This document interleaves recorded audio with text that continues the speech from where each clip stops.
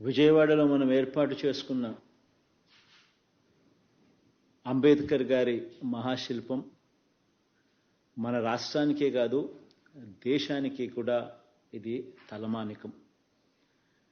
ఇది statue of social justice. ఇది సామాజిక న్యాయ మహాశిల్పం. ఈ నెల 19వ తారీఖున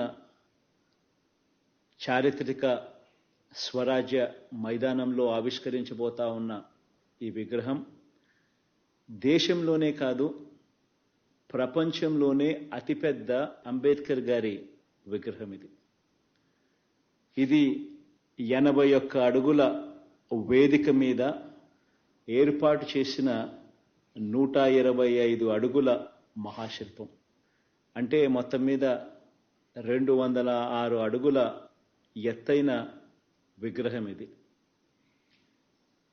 ఆ మహానుభావుడి ఆకాశమంతటి వ్యక్తిత్వం ఈ దేశ సామాజిక, ఆర్థిక, రాజకీయ, మహిళా చరిత్రలన్నీ కూడా మార్చేలా దాదాపు 100 సంవత్సరాల క్రితమే ఆయన వ్యక్తం చేసిన భావాలు కలకాలం కూడా మన దేశాన్ని ప్రభావితం చేస్తూనే ఖచ్చితంగా ఉంటాయి. బాధ్యతతో ఆయన భావాల మీద అచంచల విశ్వాసంతో వాటిని మన నవరత్నాల్లో అనుసరిస్తా ఉన్న ప్రభుత్వంగా ఏర్పాటు చేసిన ఈ విగ్రహ ఆవిష్కరణ సందర్భంగా 19వ తారీఖున అందరూ కూడా తరలి రావాలని కోరుతా ఉన్నాను. ఆయన అణగారిన వర్గాలకు చదువులు దగ్గరగా తీసుకువచ్చిన మహనీయుడు.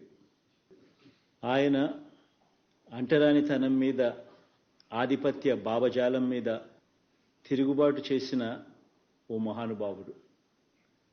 ఆయన సమసమాజ భావాలను నిలువెత్తు రూపంలో చూపించిన ఒక గొప్ప వ్యక్తి.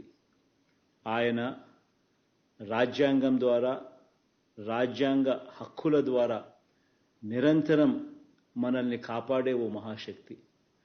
ప్రతి వాడలో ఉన్న ఆయన విగ్రహం అణగారిన వర్గాలకు నిరంతరం కూడా ధైర్యాన్ని ప్రసాదించే ఓ మహాస్ఫూర్తి.